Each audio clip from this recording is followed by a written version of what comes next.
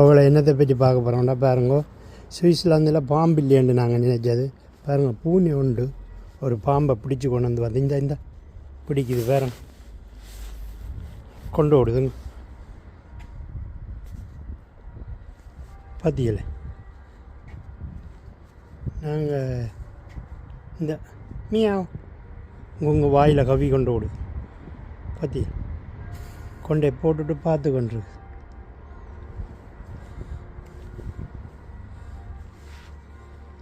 ரெண்டு பூனை இப்போ சேர்ந்துருது பாருங்க. என்ன செய்ய போகுதுன்னு தெரியல.